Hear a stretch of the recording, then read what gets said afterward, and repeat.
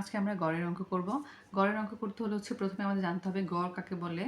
গড় কতগুলো সংখ্যার যোগফলকে সেই সংখ্যাগুলোর মোট সংখ্যা দিয়ে ভাগ করাকে গড় বলে।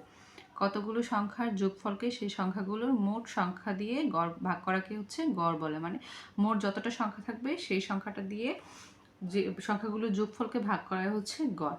আর গড় নির্ণয়ের সূত্র আমরা জানি গড় সমান রাশিগুলোর যোগফল ভাগ রাশিগুলোর সংখ্যা। গড় সমান রাশিগুলোর যোগফল ভাগ রাশিগুলোর সংখ্যা। আবার যদি আমাদেরকে রাশিগুলোর যোগফল বের করতে বলা হয় তাহলে আমাদের করতে হবে গড় গুণ রাশিগুলোর সংখ্যা। রাশিগুলোর যোগফল সমান গড় গুণ রাশিগুলোর সংখ্যা। তাহলে আমরা একটা উদাহরণে যাই। এখানে 4, 3, 5, 1, 7 এর গড় কত? এখানে 5টি সংখ্যার গড় বের করতে বলা হয়েছে। তাহলে আমরা জানি গড় সমান রাশিগুলোর যোগফল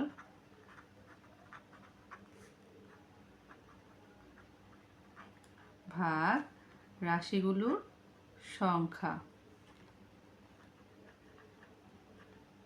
তাহলে এখানে রাশিগুলোর যোগফল 4, 3, 5, 1, 7 এর যোগফল 20 আর রাশিগুলোর সংখ্যা 5টি সংখ্যা।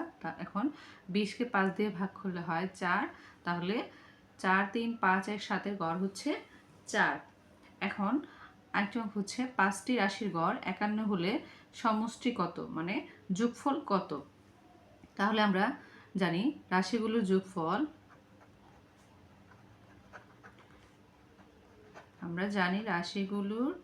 যোগফল সমান গড় গুণ রাশিগুলোর সংখ্যা।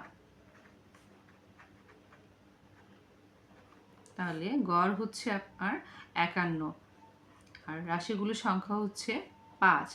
এখানে রাশিগুলোর যোগফল বের করতে বলা হয়েছে। রাশিগুলোর যোগফলের সূত্র গড় গুণ রাশিগুলোর সংখ্যা। তাহলে 5টি রাশির গড় দেওয়া আছে 51 আর সংখ্যা 5টি।